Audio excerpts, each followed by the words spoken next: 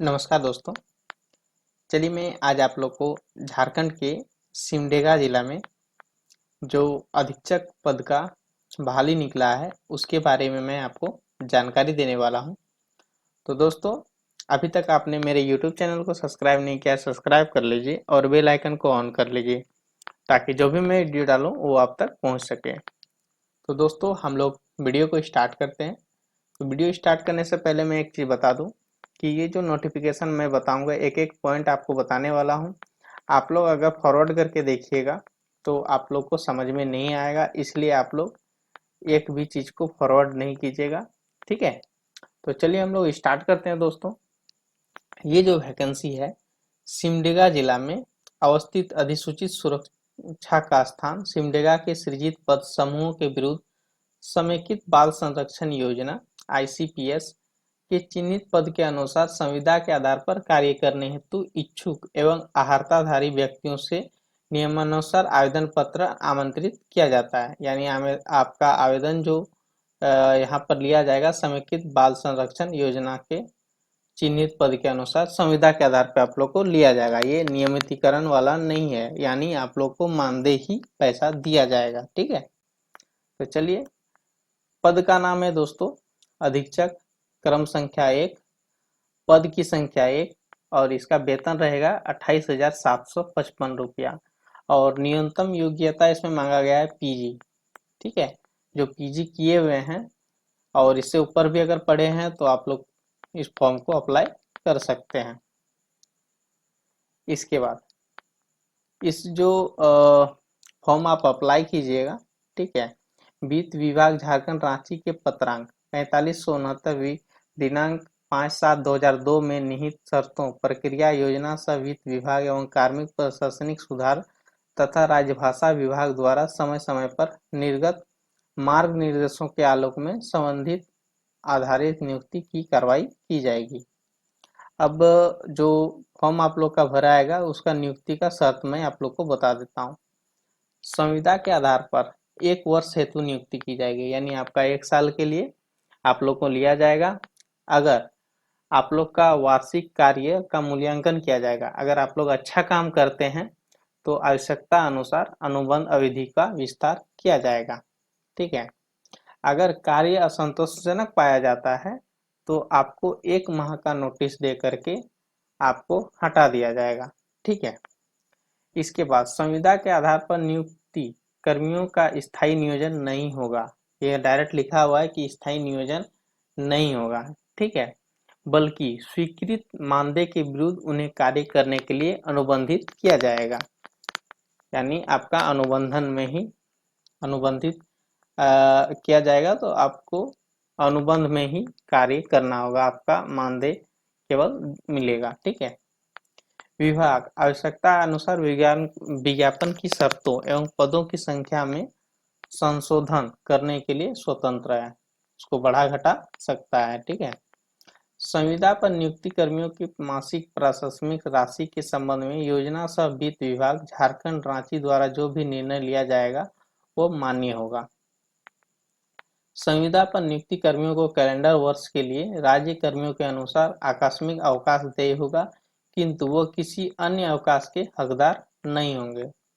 संविदा पर नियुक्ति कर्मी का पद स्थानांतरणीय नहीं होगा, यानी आप लोग का सिमडेगा में अगर आप लोग का चयन हो रहा है तो आपको सिमडेगा जिला में ही रखा जाएगा, आपको दूसरे जिला में नहीं भेजा जाएगा। ठीक है, संविदा पर नियुक्ति कर्मी के लिए राज्य कर्मियों की तरह आचार संहिता लागू होगा। अब नियुक्ति की प्रक्रिया मैं आप लोग को बता देता हूँ। संविदा आधारित नियुक्ति की नियमितीकरण के संबंध में किसी प्रकार का दावा अमान्य है। उपायुक्त संविदा आधारित पद धारकों के नियुक्ति पदाधिकारी होंगे। जो सिमडेगा जिला के उपायुक्त होंगे वही नियुक्ति पदाधिकारी होंगे। चयनित अभ्यर्थी द्वारा समर्पित सभी प्रमाण पत्रों का सत्यापन नियुक्ति के 3 माह के अंदर प्रमाण पत्र निर्गत करने वाले संस्थान से कराना सुनिश्चित किया जाएगा। चयनित अभ्यर्थियों का प्रमाण पत्र निर्गत करने वाली संस्था से कराना सुनिश्चित किया जाएगा। चयनित अभ्यर्थियों का पुलिस सत्यापन कराया जाएगा, यानी पुलिस सत्यापन भी आप लोगों का होगा, यानी पुलिस वेरिफिकेशन। और आपका जो डॉक्यूमेंट्स आपने दिया है उस संस्थान से भी चेक किया जाएगा 3 महीने के अंदर। ठीक है।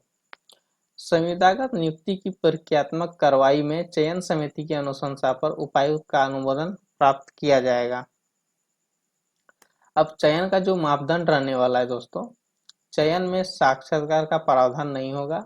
अभ्यर्थियों के शैक्षणिक योग्यता का निम्नलिखित प्रत्येक स्तर पर प्राप्त अंक का प्रतिशत ज्ञात कर प्रारंभिक मेगा सूची तैयार की जाएगी। जैसे आपका अधीक्षक पद है, पीजी हो गया न्यूनतम, तो आपको मैंने बताया पीजी जो किए हैं। ठीक है। मैट्रिक में 20 अंक मिलेगा, इंटर में 20 अंक, इस स्नातक में 30 अंक, इसके बाद आपका स्नातकोत्तर में 30 अंक, टोटल 100 अंक का रहेगा। ठीक है। उक्त एकल पद की रिक्ति में 5 गुना अभ्यर्थियों का चयन शीर्ष प्रारंभिक मेगा सूची के अनुसार किया जाएगा एवं उनका कंप्यूटर हिंदी एवं अंग्रेजी टाइपिंग जांच परीक्षा के लिए किया जाएगा। यानी 5 लोगों का आप लोग का चयन होगा इसमें। ठीक है। उसमें से आप लोग का हिंदी और इंग्लिश का टाइपिंग टेस्ट लिया जाएगा। ठीक है। जिसमें कि हिंदी और अंग्रेजी टाइपिंग में क्रमशः 20 एवं 30 प्रति मिनट शुद्धता सहित उत्तीर्ण होना आवश्यक है।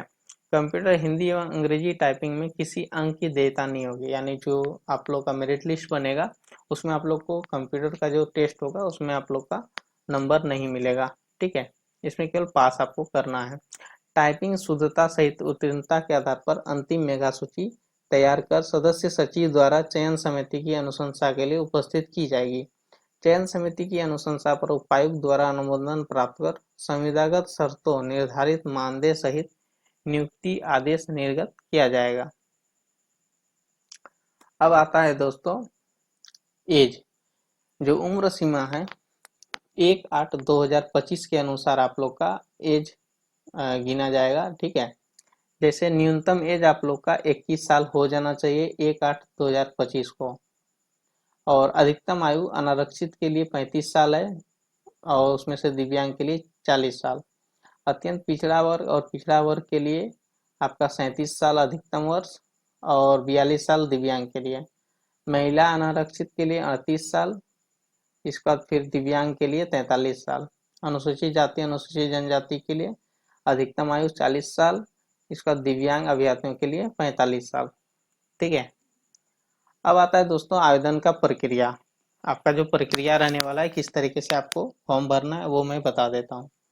इच्छुक उम्मीदवार संलग्न विविध आवेदन पत्र के साथ, जो आपको मैं नीचे दिखाऊंगा किस तरीके से फॉर्म भरना है, उस फॉर्म के साथ में अपना शैक्षणिक योग्यता प्रमाण पत्र और 2 पासपोर्ट साइज फोटो स्व भी प्रमाणित, यानी सभी में आपको साइन करना है, फोटो में भी आपको साइन करना है, आपको साइन करके समर्पित करना होगा। ठीक है। जैसे मैट्रिक का अंक पत्र यानी मार्कशीट, ठीक है, याद रखिएगा मार्कशीट आपको देना है।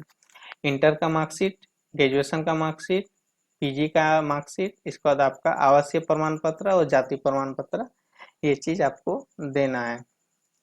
अब आता है दोस्तों फॉर्म भरने का लास्ट डेट है आपका 25/10/2025 तक, यानी लास्ट 25/10/2025 तक आप फॉर्म को अप्लाई कर सकते हैं। रिक्त एकल पद के लिए विविध प्रपत्र में आवेदन पत्र रजिस्ट्री डाक या स्पीड पोस्ट के माध्यम से आपको भेजना है। ठीक है।